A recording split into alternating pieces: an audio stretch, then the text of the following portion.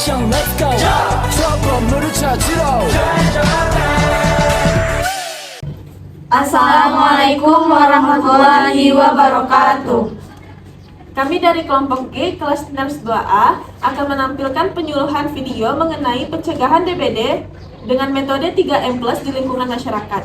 Dengan saya sendiri, Keisha Kairuni sebagai moderator, dan rekan saya Anissa Victorinanda sebagai fasilitator 1. Saya Alsa Dimadini sebagai penyaji. Saya Stefani Dedi Marsahara sebagai fasilitator 2. Saya Fajar Kurniawan sebagai observer. Selamat menyaksikan. Assalamualaikum warahmatullahi wabarakatuh. Waalaikumsalam warahmatullahi wabarakatuh.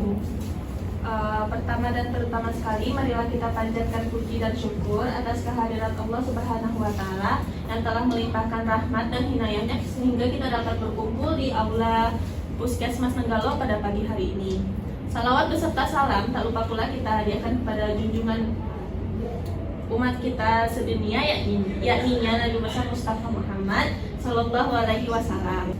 Yang saya hormati Kepala Puskesmas Nenggalo Padang, seterusnya kepada rekan-rekan saya, rekan panitia, dan kepada ibu-ibu yang hadir pada hari ini. Sebelumnya perkenalkan ibu-ibu, saya Keisha Kairuni dari Poltekkes Kemenkes Padang. Saya akan membantu jalannya acara pada hari ini. Selanjutnya ada penyampaian edukasi yang berjudul pencegahan demam berdarah dengan metode 3M+ yang akan disampaikan narasumber kali ini, yaitu rekan saya sendiri. Kepada Ibu Alsa, dipersilakan. Baik, terima kasih moderator yang telah memberikan saya kesempatan untuk memberikan edukasi ini. Sebelumnya, bagaimana kabar ibu-ibu hari ini? Apakah baik? Baik, alhamdulillah.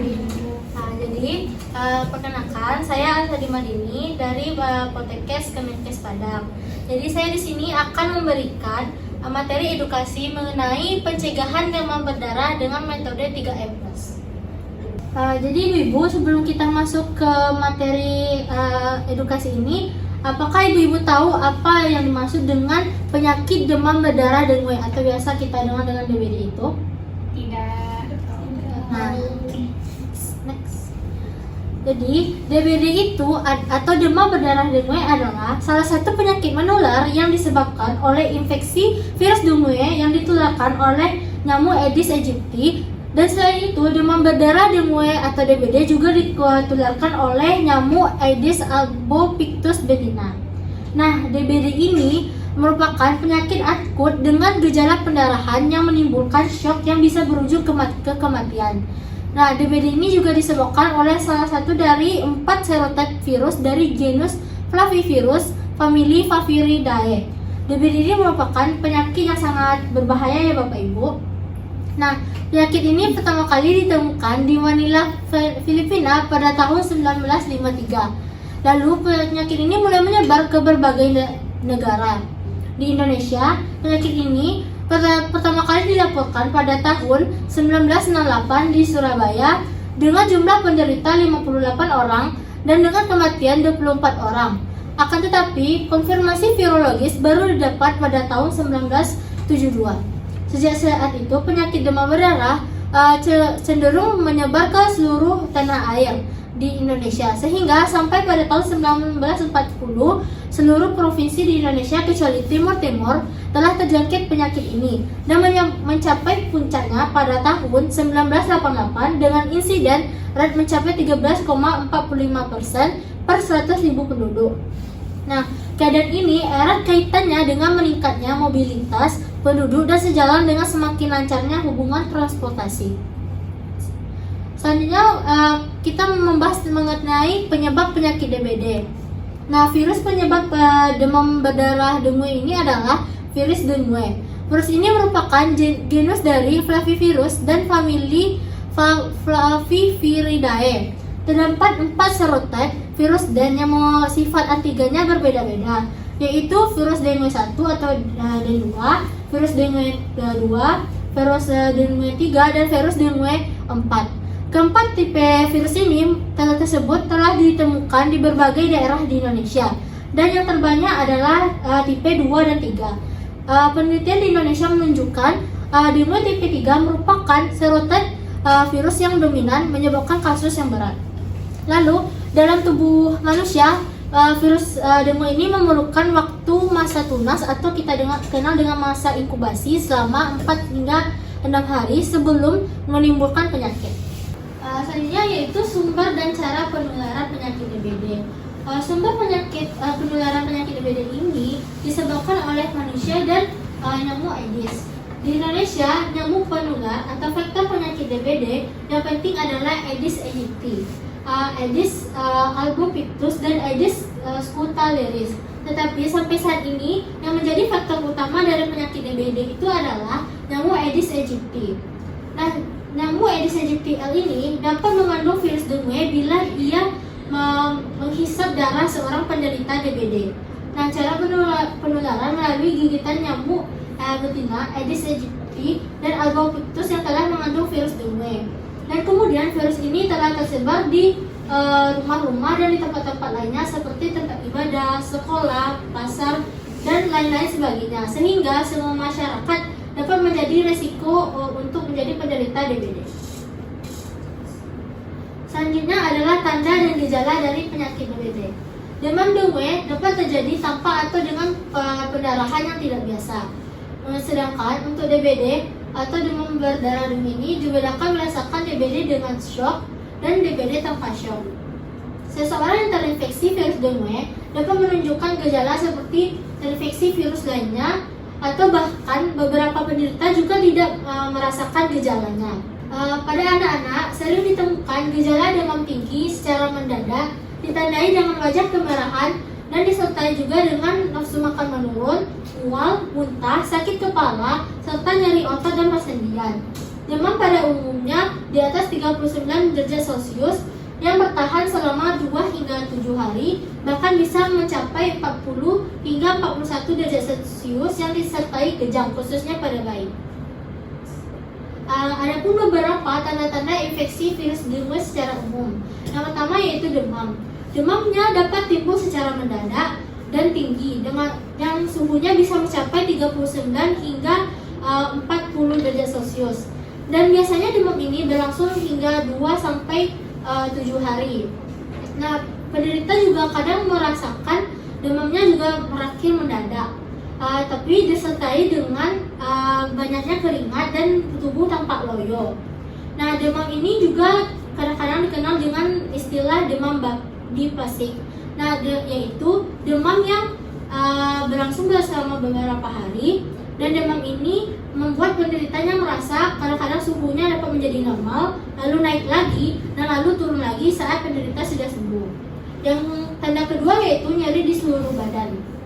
Biasanya setelah timbul gejala demam akan disusul oleh gejala yang kedua yaitu nyeri di seluruh badan. Nyeri ini dapat berupa nyeri otot, nyeri persendian, dan nyeri pada bagian mata. Dan nyeri ini juga dapat sembuh jika penderita sudah sembuh dari DBD ini. Tanda ketiga yaitu ruam. Nah, ruam ini dapat muncul berupa flusing. Ya, ini kemerahan yang muncul pada daerah wajah, leher, dan dada. Namun ada juga beberapa kasus gejala ruam ini baru dapat muncul setelah 4 hari, yang berupa munculnya becak-becak merah kecil seperti orang penderita campak. Tanda keempat yaitu pendarahan. Biasanya pada penderita DBD akan selalu disertai dengan tanda ini yaitu pendarahan. Pendarahan ini dapat secara muncul ataupun tidak muncul. Pada beberapa kasus, pendarahan ini baru dapat diketahui setelah dilakukan tes tourniquet yang nantinya akan muncul becak-becak kecil merah pada tangan pasien. Adapun beberapa pendarahan shock yang dialami oleh penderita DBD yaitu seperti pendarahan di gusi, hidung, dan pencernaan.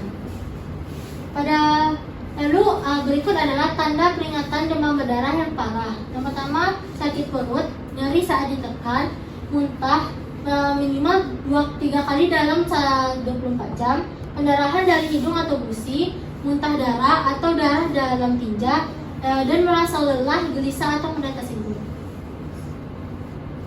Nah, ibu-ibu harus memperhatikan ya gejala jika sudah terkena infeksi virus dengue ini, seperti demam mendadak tinggi, menggigil, tidak langsung makan, nyeri badan, nyeri kepala, timbul bintik merah, muntah dan mual, lalu mimisan.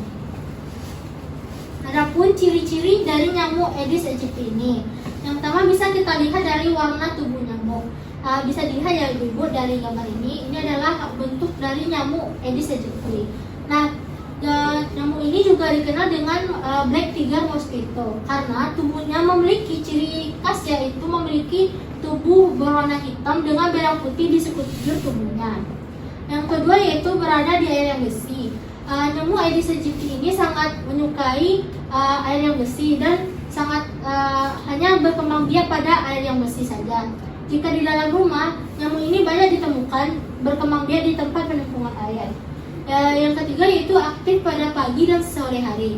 Nyamuk ini aktif mencari mangsa dan menggigit manusia di pagi hari sekitar 2 jam setelah matahari terbit dan sore hari beberapa jam sebelum matahari terbenam. Namun tidak menutup kemungkinan nyamuk ini juga menggigit pada malam hari.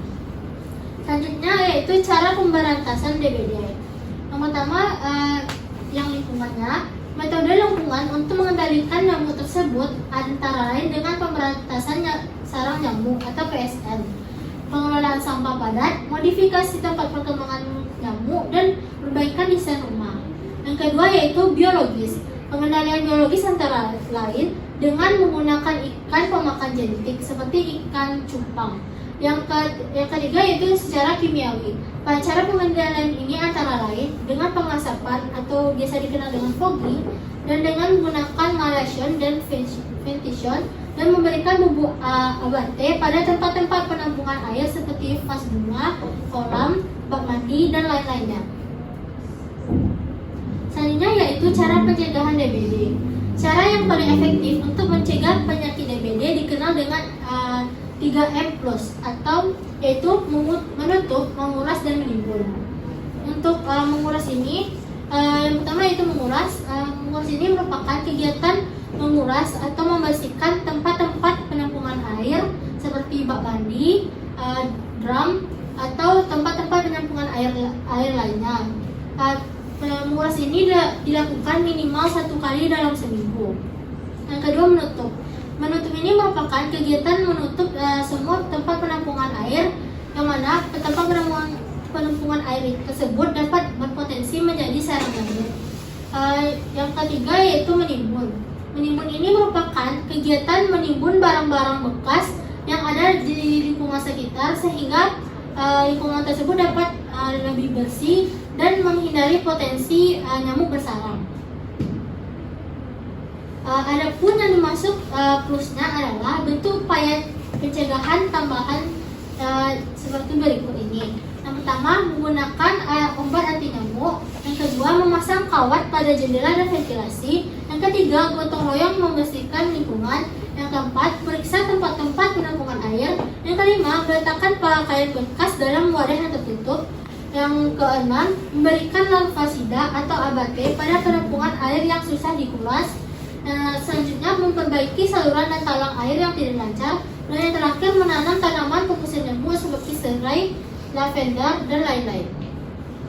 Nah, Bapak Ibu, saya juga memiliki memiliki video yang ditampilkan mengenai bagaimana sih 3E+ itu.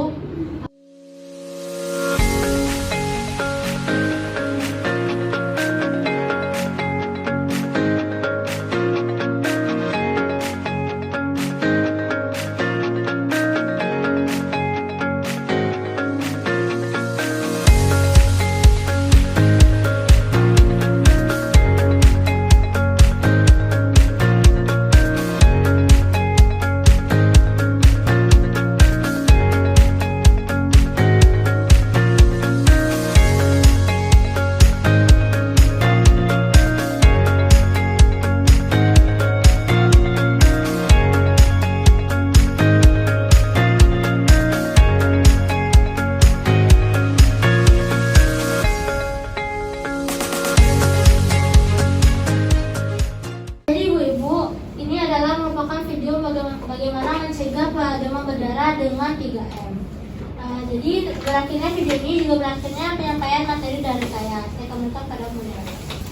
Baik, terima kasih kepada rekan saya Elsa yang telah menyampaikan materi tentang pencegahan DBD dengan metode 3M+. Baik, dari ibu-ibu sekalian, mungkin ada yang kurang paham dengan materi yang disampaikan tadi, boleh bertanya ibu. Baik, silahkan kepada ibu. Sebelumnya perkenalkan saya Salsabila. Saya izin bertanya, dari tanda dan gejala tadi, jika sudah terlihat beberapa tandanya, apa yang sebaiknya kita lakukan? Terima kasih. Terima kasih pertanyaannya Ibu Salsa. Selanjutnya mungkin ada dari ibu-ibu yang ingin bertanya lagi. Baik, jika tidak, saya lanjutkan saja langsung kepada narasumber kita untuk menjawab pertanyaan dari Ibu Salsa. Kepada Bu Alsa, dipersilahkan. Baik, terima kasih moderator. Baiklah, saya akan menjawab pertanyaan dari Ibu Salsa. Yang pertanyaannya tadi adalah bagaimana jika sudah terlihat tanda DBD itu, apa yang harus kita lakukan? Benar ya Ibu? Benar, Ibu. Baik. Jadi Ibu, jika Ibu sudah merasa atau sudah terlihat tanda dan gejala DBD itu, hal yang pertama yang bisa Ibu lakukan yaitu perbanyak istirahat dan perbanyak minum air putih untuk menghindari dehidrasi.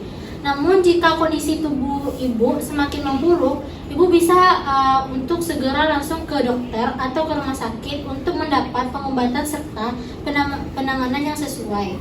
Selain itu, penting juga ya Ibu untuk mencegah penyebaran dari penyakit DBD itu sendiri, seperti menerapkan pencegahan dengan metode 3M+ tadi ya Ibu, seperti itu menutup, menimbun, dan menguras. Apakah Ibu sudah paham? Baik, saya paham. Terima kasih, Ibu. Baik, terima kasih kepada Ibu Alsa yang sudah memberikan jawabannya kepada Ibu Salsa tadi. Bagaimana Ibu? Jawabannya bisa dipahami? Baik, saya sudah paham. Adakah lagi dari ibu-ibu yang ingin bertanya tentang materi yang telah disampaikan tadi, Ibu? Tidak. Jika tidak, berarti ibu-ibu sudah paham ya tentang materi yang telah disampaikan oleh narasumber kita tadi. Insyaallah. Baik, kalau begitu saya aja deh yang bertanya kepada ibu-ibu nih. Apa sih yang dimaksud dengan DBD itu, Bu? Baik, kepada Ibu Salsa. Baik, dari yang saya pahami, penyakit DBD itu yaitu penyakit menular yang disebabkan oleh gigitan nyamuk. Oh iya Ibu, betul sekali ya Ibu. Apa sih langkah-langkah yang untuk pencegahan DBD ini menular gitu? Apa sih langkah-langkahnya selain yang 3M+ tadi Ibu? Ada yang tahu nggak Ibu? Kepada Ibu, silakan Ibu. Langkah-langkahnya bisa memasang kawat di jendela, membersihkan gotong royong, menguras bak, lalu menggunakan obat nyamuk. Benar sekali ya Ibu. Baik ibu-ibu, mungkin sekian penyuluhan kita pada hari ini. Saya mengucapkan banyak terima kasih kepada ibu-ibu yang sudah hadir di aula Puskesmas pagi ini. Semoga materi yang kita sampaikan tadi Ibu dapat Ibu terapkan dalam kehidupan sehari-hari ya Ibu, supaya kita juga dapat terhindar dari penyakit DBD ini. Mungkin sekian Ibu, maaf jika ada salah atau janggalnya. Saya ucapkan banyak terima kasih. Wassalamualaikum warahmatullahi wabarakatuh.